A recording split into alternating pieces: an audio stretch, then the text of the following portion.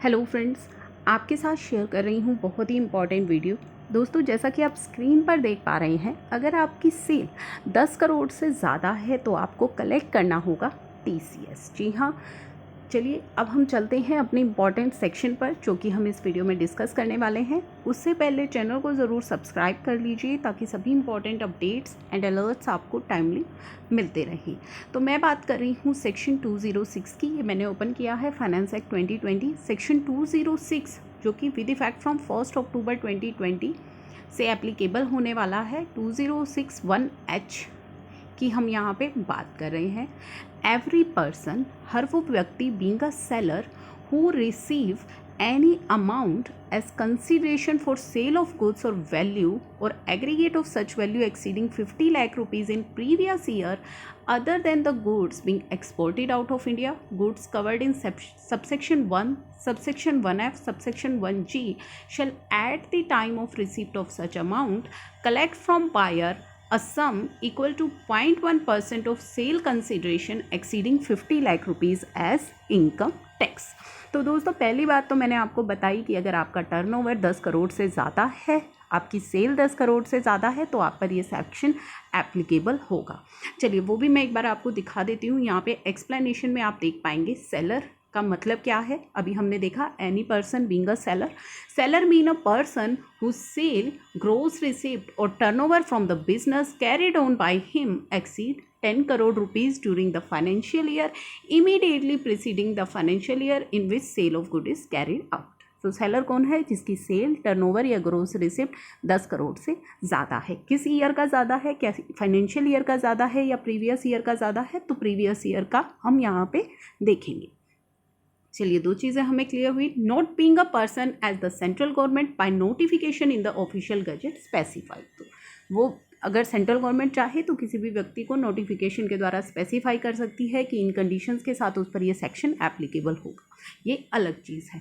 तो चलिए अब हम देख रहे थे कि every person being a seller, seller आपको समझ आ गया जिसका टर्नओवर 10 करोड़ से ज़्यादा है। अगर वो सेल करता है 50 लाख से ज़्यादा की, कब ये सेक्शन एप्लीकेबल होगा? जब आपका टर्नओवर 10 करोड़ से ज़्यादा है और आप 50 लाख से ज़्यादा की अमाउंट की सेल कर रहे हैं, तब आप टीसीएस कलेक्ट करेंगे। ठीक है, किस रेट से कलेक्ट करेंगे? 0.1% के रेट से। तो ये चीज़ें क्लियर हुई। अब सवाल उठता है किस अमाउंट पर कलेक्ट करेंगे। क्या हम मान लीजिए अगर हम 70 लाख की सेल कर रहे हैं या हम 60 लाख की सेल कर रहे हैं, 50 लाख से ज़्यादा की सेल हो गई तो हम टीसीएस कलेक्ट करेंगे। मान लीजिए हम 60 लाख की सेल कर रहे हैं तो हम किस अमाउंट पर टीसीएस कलेक्ट करेंगे? क्या हम 60 लाख पर टीसीएस कलेक्ट करेंगे या हम डिफरेंस पर टीसीएस कलेक्ट करेंगे कि 50 लाख से ऊपर जो भी हमारा डिफरेंस बन रहा है उस पर कलेक्ट करेंगे। जैसे 60 लाख की सेल हुई तो 60 माइनस 50 यानी कि 10 लाख पर हम टीसीएस कलेक्ट करेंगे। किस रेट से कलेक्ट करेंगे? 0.1% के रेट से कलेक्ट करेंगे। तो आई होप ये सारी चीज़ें आपको क्लियर हो गई हैं। कब ये सेक्शन आप पर एप्लीकेबल होगा? जब आपकी सेल 10 करोड़ से ज़्यादा होगी। कब आपको टीसीएस कलेक्ट करना है? जब आपकी सेल 50 लाख से ज़्यादा होगी। किस अमाउंट पर आपको कलेक्ट करना है? जो भी एक्सीडिंग अमाउंट होगी, यानी कि 50 लाख से ज़्यादा जो भी आपकी एक्सीडिंग अमाउंट रहेगी। जैसे 60 लाख की सेल है तो 60 माइनस 50 10 लाख पे करना है। किस रेट पे करना है? 0.1% के रेट से टीसीएस कलेक्ट करना है। चलिए नेक्स्ट इन्होंने कहा है, if the buyer has not provided the PAN number और Aadhaar number to the seller, अगर बायर ने आपको पैन नंबर या आधार नंबर नहीं दिया है, then the provision of clause 2 of subsection 1 of section 206C shall be read as if for the word 5% the word 1% shall be substituted। तो अगर आपका पैन नंबर बायर ने नहीं दिया है या आधार नंबर नहीं दिया है तो 1% के रेट से आप टीसीएस कलेक्ट करेंगे।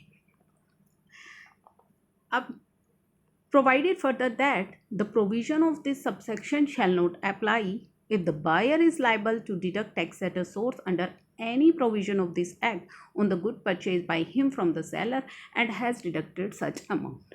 अगर मान लीजिए बायर ने आपका टीडीएस डिडक्ट कर लिया है किसी दूसरे सेक्शन के अंदर, तो भी ये प्रोविज़न आप पर अप्लाई नहीं होगा। यानी कि दूसरे सेक्शन में अगर आपका टीडीएस बायर काट चुका है तो फिर आप उसका टीसीएस कलेक्ट नहीं करेंगे।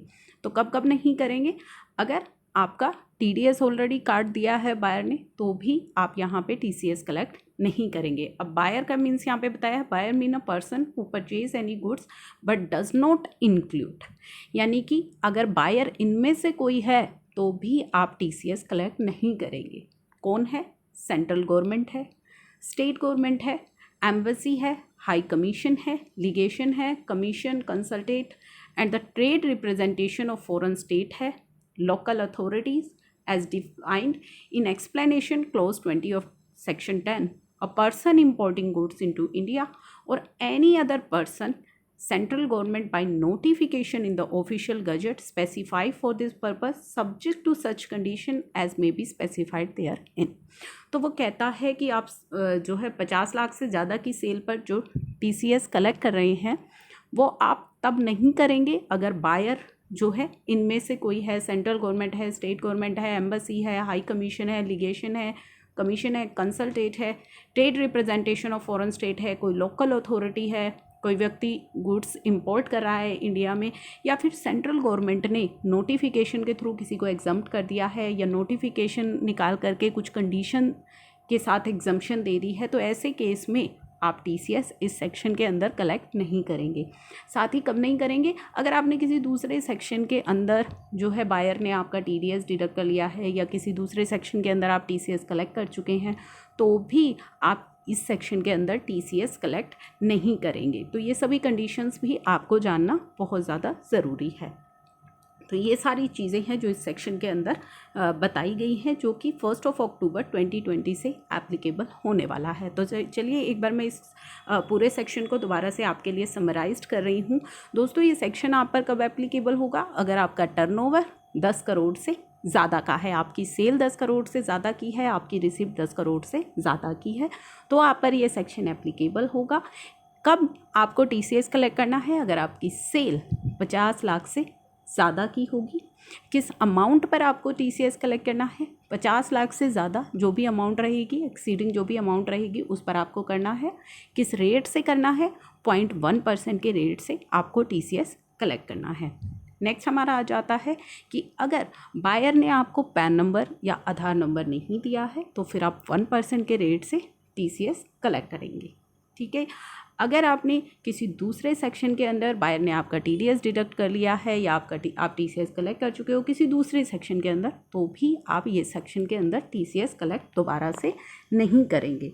नेक्स्ट इन्होंने कुछ एग्जम्पशन दी है। अगर central government, state government, local authorities या फिर एम्बेसी या गुड्स इंपोर्ट इनटू इंडिया के केस में भी आप TCS कलेक्ट नहीं करेंगे। अगर सेंट्रल गवर्नमेंट ने नोटिफिकेशन के थ्रू जो है किसी को एग्जम्प्ट किया है या फिर कोई कंडीशंस के साथ जो है कुछ एग्जम्पशन दी है, तो भी आप इस सेक्शन के अंदर TCS कलेक्ट नहीं करेंगे। और मेन इंपॉर्टेंट बात, जो 10 करोड़ का टर्नओवर है वो कौन से ईयर का देखा जाएगा? वो प्रीवियस ईयर का देखा जाएगा। तो आई होप ये वीडियो आपके लिए है useful. Thank you for watching.